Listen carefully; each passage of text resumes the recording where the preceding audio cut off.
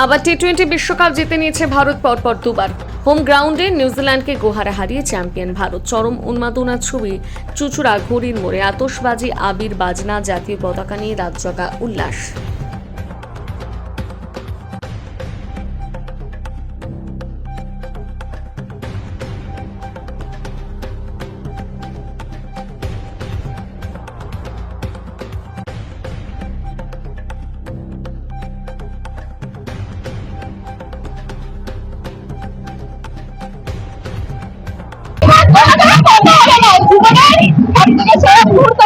সবকিছু চাওয়া পাওয়া আপনার টিম আমাকে দিয়ে দিচ্ছে। আর কিছু রোহিত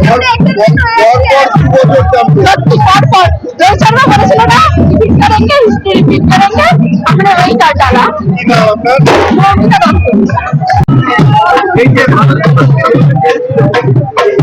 ভারত এই ওয়ার্ল্ড কাপে যতগুলো ম্যাচ হয়েছে কেউ না কেউ একজনের পারফরমেন্সে ম্যাচ দিয়েছে। হয় সঞ্জু স্যামসন, না ঈশান কিষান, তো টিমকে কোন ম্যাচে খেলেন। এই ফাইনালে যেখানে সবচেয়ে বেশি দরকার ছিল সেখানে ইন্ডিয়ার সবাই টিমকে খেলেছে আর সবাই পারফরমেন্স করেছে, সেই পারফরমেন্সের ফলও পেয়েছে।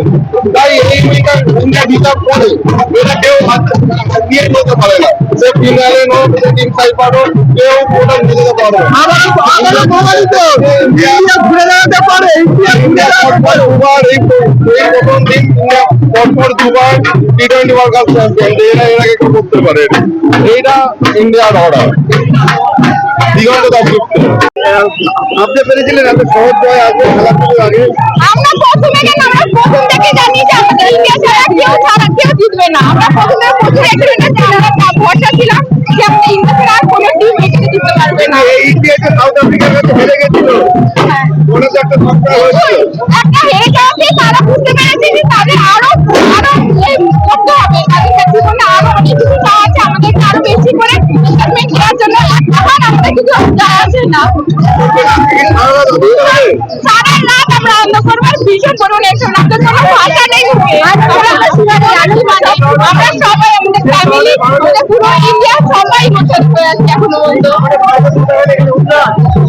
এই কারণে কি জাতীয় পতাকা নিয়ে আনন্দ করছে? অবশ্যই অবশ্যই আমাদের কিছু হয় না। আমাদের আজকে হোলি সেলিব্রেশন হচ্ছে। আজকে আমাদের মানে সেদিনকে আমরা সেরকম সেলিব্রেশন করতে পারি, কিন্তু আজকে আমাদের মেন হোলি সেলিব্রেশন আজকে হয়েছে। সেই জিনিসটা ভালো কে খেললো?